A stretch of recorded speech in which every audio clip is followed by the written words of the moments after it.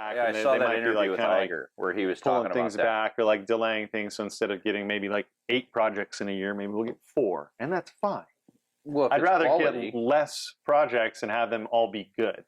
I think having people wait and like kind of want content is something that's lost in this day and age. It's we're like, oversaturated. Yeah.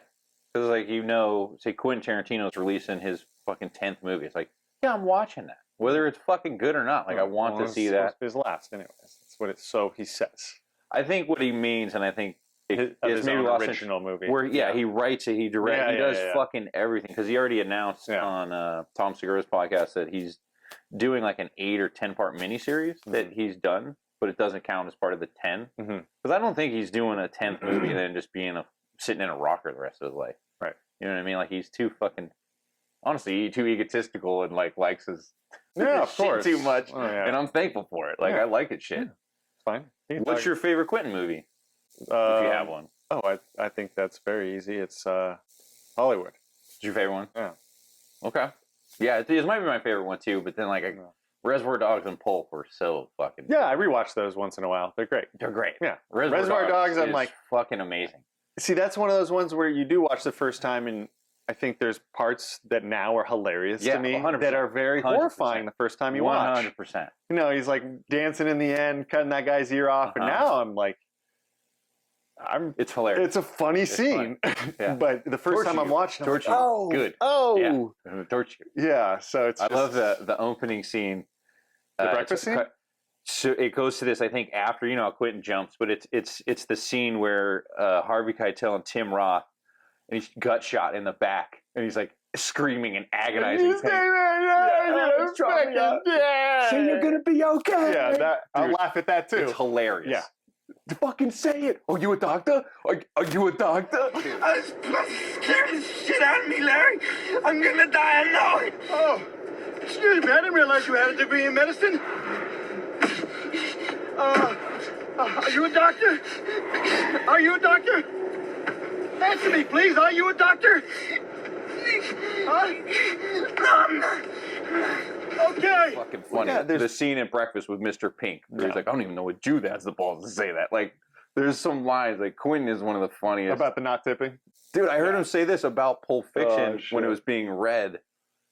I think it was one of the guys at, I can't remember the production company, but early on before it was signed at Miramax.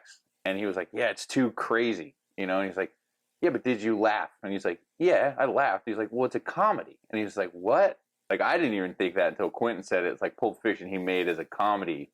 But like you said, to your point, well, to your point, the first time you watch it, you're like, holy shit. But then the next couple, Goodfellas to me is the funniest fucking movie ever made.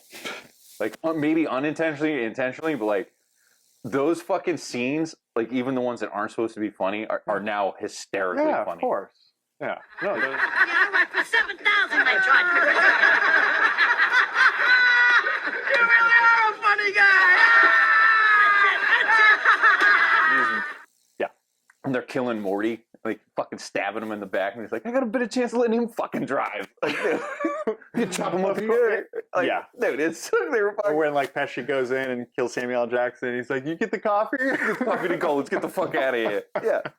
Yeah, dude, that's what I mean. Yeah, no, that it is funny in a lot of those senses for sure. Yeah, but the first time these movies are just brutal and shocking. Brutal. But again, like the Departed is, there are definitely hilarious parts, but it's not that it doesn't have that same rewatch where the Goodfellas becomes a lot funnier. So? I love the Departed. I mean, a couple parts are funny. Like, but it's still. I love it. It's gnarly. It's not as good. I agree. Like I put Goodfellas, Casino, and The Departed for me as Scorsese goes, but The Departed, fucking Jack is so good, dude.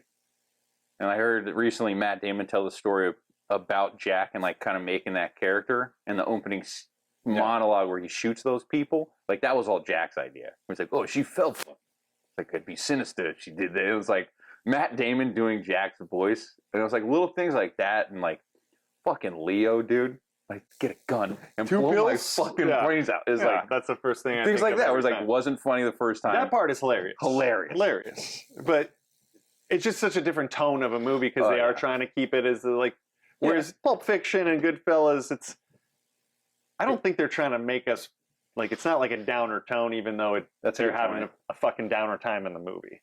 You know what I mean? Like we're still having fun. The music is playing. This chaos is ensuing. It's a good but point. I'm still like it has a very lighthearted kind of vibe, even though it's set in the underworld. Yeah, that's a good point. I've noticed that in The Departed, like the lighting is a lot brighter in a lot of scenes. Yeah, and it's like I don't know if it makes the tone different, but like the scenes between Alec Baldwin and Mark Wahlberg, those are hilarious. Those are meant to be funny. Those weren't like ever not meant to be funny. No, well, that's what I mean. Like, so Scorsese, I think, does this because he has like Taxi Driver, which is like void of you're not going to find much humor in that. Yeah, I'm trying to think. No, there's a couple moments, dude, where he's talking to the wizard. So there's a scene in the diner, and the wizard, played by Peter Boyle, I believe.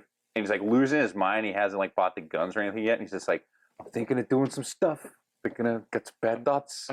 He's like, I don't know. And he gives him this like fucking advice that's terrible. I gotta be honest. That's the worst fucking advice I ever heard. And he's like, what do you want from me? I'm a fucking cab driver. And it's like one of the only funny parts. Yeah, I don't know. That's about the dumbest thing I ever heard. It's not Bertrand Russell, but what do you want? I'm a cabbie, you know? What do I know?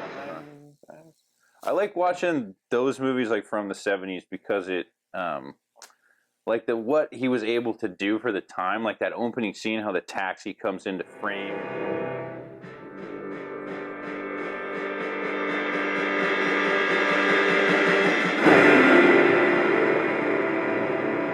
Like all that sort of shit. It's like, they didn't have fucking computers and all the cool tricks that we have. So now it's like, and the fact that New York was like that. I don't know. It's a rough fucking watch, but I watch it every few years. That's why I like PTA and like Boogie Nights. Like his opening scene, nobody films like this.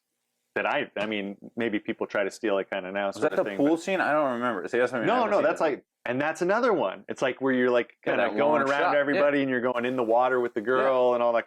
But it's like a one shot in the first scene, and they're driving up to the club, and then it's kind of like on a dolly shot, and then like you get off the dolly and you're walking around the club, and it's huge choreography of everybody that's in there. Yeah, of course. And it's just it's an amazing shot, and you're kind of going back and forth to every person, but it's not cutting.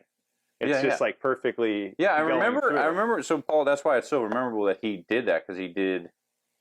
Not No Country. You know what I'm talking about? Daniel Day-Lewis.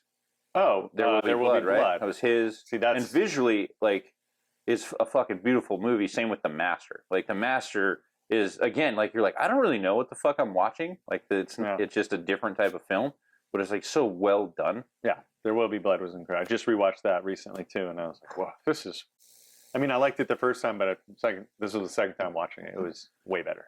Okay, I've only watched it the one time in theater and just remember being like, but no, see now like a lot of those parts that were pretty serious are so laugh out loud funny. Well, there's a few parts that, like the milkshake part at the end. Well, yeah, that's everybody loves to quote that. Well, too. that I remember just being like when he's being not brutal like but hilarious, baptized, but basically being like in the church, and he's like, I remember what scene you're talking about. I know what they're like slapping him around. He's like, "You're a sinner." He's like, "I'm a sinner." Yeah, I know. He's in the tent. And he's just kind of like, "Let's fucking get on with it." But that scene sets up the end scene. He like gets him back. He's like, "So your God is made up," and like the whole. He's fucking great though. That's the thing. Both of them were.